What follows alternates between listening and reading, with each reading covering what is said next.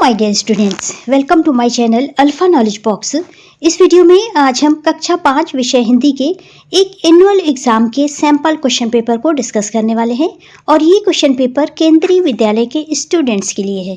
प्रश्न पत्र में सबसे पहले पठन सेक्शन होगा जो कि 5 मार्क्स का होगा। इसमें एक अपठित गद्यांश होगा जिसे आपको अच्छी तरह से रीड करना है और उसमें पूछे गए प्रश्नों के उत्तर देने हैं। चलिए पेपर को स्टार्ट करते हैं। का प्रश्न है, निम्नलिखित अपठित गद्यांश को पढ़कर नीचे लिखे प्रश्नों के उत्तर दीजिए। जल के बिना ना तो मनुष्य का जीवन संभव है और ना ही वह किसी कार्य को संचालित कर सकता है। जल मानव की मूल आवश्यकता है। पृथ्वी पर मनुष्य के प्रयोग हेतु कुल जल का मात्र 0.6% भाग ही मृदु जल के रूप में उपलब्ध है। वर्तमान समय में सीमित जल का बड़ा भाग प्रदूषित हो चुका है। फलस्वरूप पेयजल की समस्या उत्पन्न हो गई। नलों में अब पूरे समय पानी नहीं आता, लेकिन बरसात के मौसम में क्या होता है, सब तरफ पानी ही पानी बहने लगता है। हमारे तुम्हारे घर, स्कूल, सड़कों, रेल की पटरियों पर पानी भर जाता है। देश के कई भाग बाढ़ में डूब जाते हैं। यह बाढ़ ना गांव को छोड़ती है और ना ही बड़े से बड़े शहर को। पहला प्रश्न है, दिए गए विकल्पों में से कौन सा जल प्रदूषण का कारण नहीं है? सही पर चिन्ह लगाइए। पहला विकल्प है कारखानों की संख्या में वृद्धि। दूसरा है बहते जल में कपड़े धोना। तीसरा ऑप्शन है अधिक से अधिक पेड़ लगाना और चौथा है पशुओं को नहलाना। जल प्रदूषण का कारण नहीं है अधिक से अधिक पेड़ लगाना।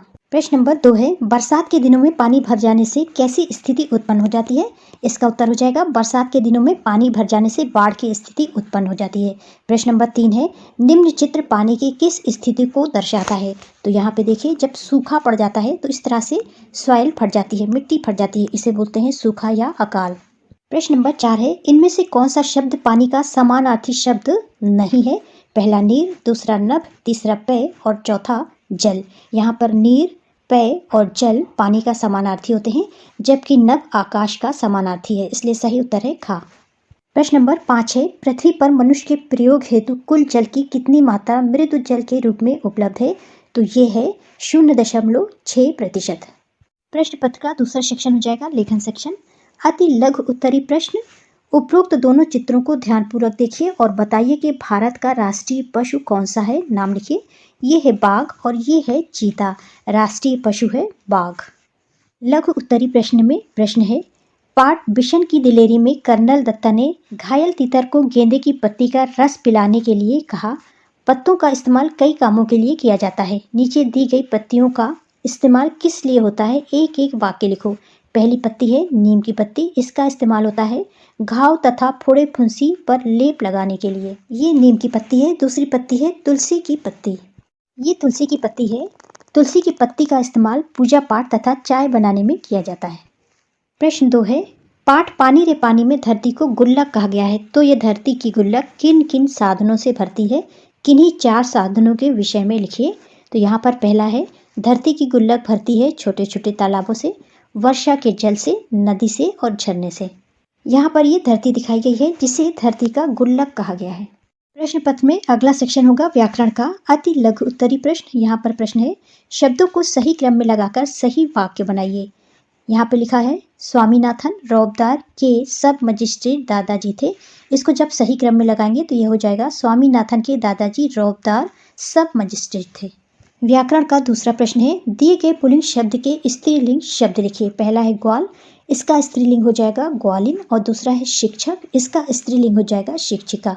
अगला प्रश्न है, दिए गए वाक्य में बहुवचन शब्द को रेखांकित कीजिए और उसका एक वचन शब्द लिखिए। यहाँ पर लिखा हुआ है, बरसात के दिनों में बस्तियाँ डूबने लगती हैं। ये बहुवचन शब्द है और ये भी बहुवचन शब्द है। दिनों का एक वचन शब्द हो जाएगा दिन और बस्तियाँ का एक वचन शब्द हो जाएगा बस्ती। चौथा प्रश्न है, हिमालय की दुर्गम पर्वतमाला मुंह उठाए चुनौती दे रही है। इस वाक्य में दुर्गम का सही विलोम शब्द क्या होगा? दुर्गम का विलोम शब्द होगा सुगम।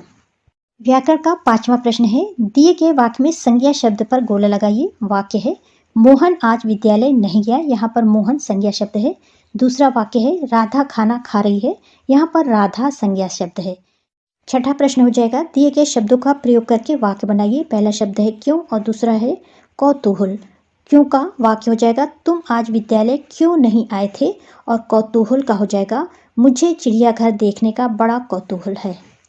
प्रश्न नंबर 7 है, तीतर स्वेटर में फंस गया तो बिशन ने उसे पकड़ लिया और अपने सीने से चिपका लिया। इस वाक्य में उसी शब्द का इस्तेमाल तीतर के लिए किया गया है।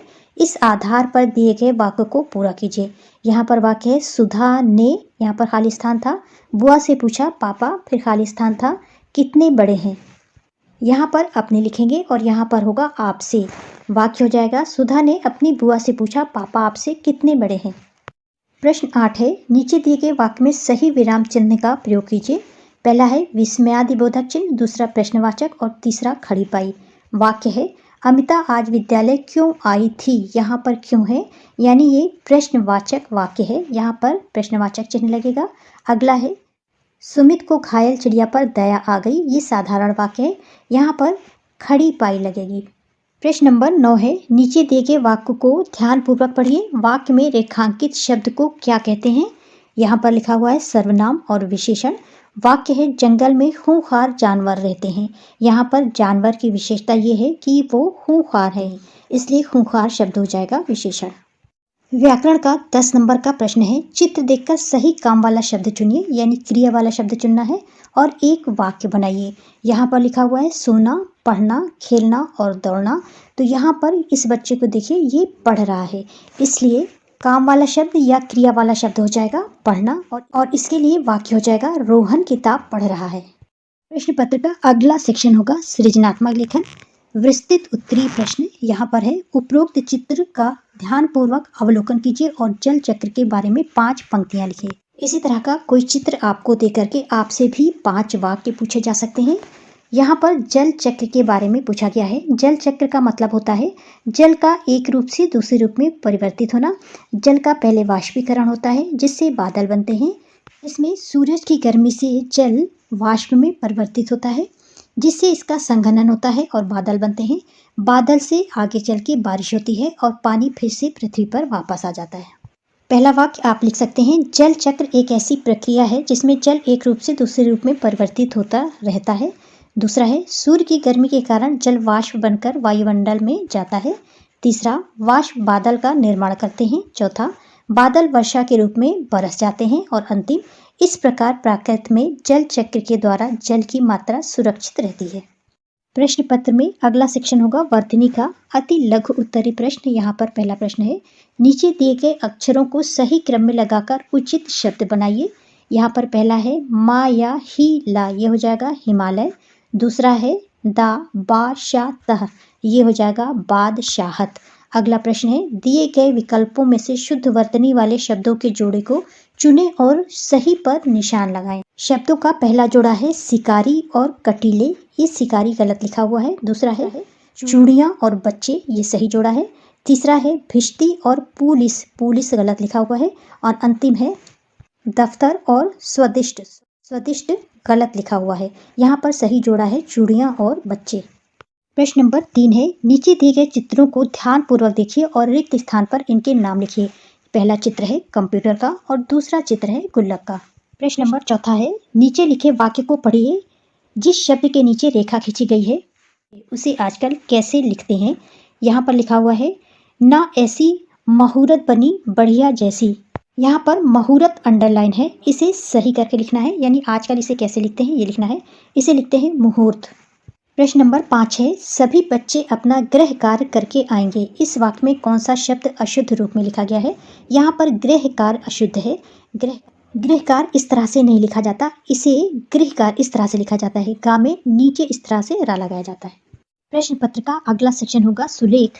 विस्तृत उत्तरी प्रश्न, नीचे लिखी पंक्तियों को सुंदर व शुद्धता के साथ अपने हस्तलेख में लिखिए। इस तरह का कोई अनुच्छेद या गद्यांश आपको दिया जाएगा जिसे आपको नीचे लाइन जो बनी है इसमें अपनी सुंदर सी राइटिंग में लिखना होगा। प्रश्न पत्र का अगला सेक्शन होगा शब्दकोश। यहाँ पर पहला प्रश्न है, दिए गए शब्दों के समानार्थक शब्द लिखिए। पहला शब्द है नदी और दूसरा है बादल। नदी के समानार्थक शब्द हैं सरिता और तरंगिनी। बादल के समानार्थक शब्द हैं मेघ और घन। दूसरा प्रश्न है, नीचे लिखे वाक्य में रेखांकित शब्द का विलोम शब्द बताकर वाक्य की पूर्ति कीजिए। वाक्य है, राहुल एक बहादुर लड़का है किंतु उसका मित्र अनिकेत। बहादुर का विलोम शब्द हो जाएगा कायर, इसलिए यहाँ पर हो जाएगा उसका मित्र अनिकेत कायर है। तीसरे नंबर का प्रश्न है, वाक्यांश के लिए एक शब्द लिखिए। वाक्यांश है, सोने का आभूषण बनाने वाला इसे बोलते हैं सुनार और दूसरा है मिट्टी के बर्तन बनाने वाला, इसे बोलते हैं कुम्हार। प्रश्न नंबर 4 है, कभी कभी भी सांझ सकारे निपटा कर नहाना, छोटी छोटी मछली मारे आंगन का कर छाना। उपरोक्त पंक्तियों में नहाना और छाना तुकांत शब्द हैं। इसी प्रकार किन्हीं दो तुकांत शब्दों के जोड़े बनाइए। यहाँ पर आप लिख सकते हैं ठेला चेला और बाजा राजा। प्रश्न पत्र का अंतिम प्रश्न है, मेरे मित्र ने मुझे खतरे से आगाह किया। दिए के वाक्य में आगाह किया का मतलब क्या हो सकता है? इसका मतलब होता है सचेत करना। This is the end of video. इसी तरह का प्रश्न पत्र कुछ आपसे भी पूछा जाएगा। इस वीडियो को देखने के साथ साथ आपको जो भी सिलेबस दिया गया है उसे अच्छे से तैयार करिए। Thanks for watching.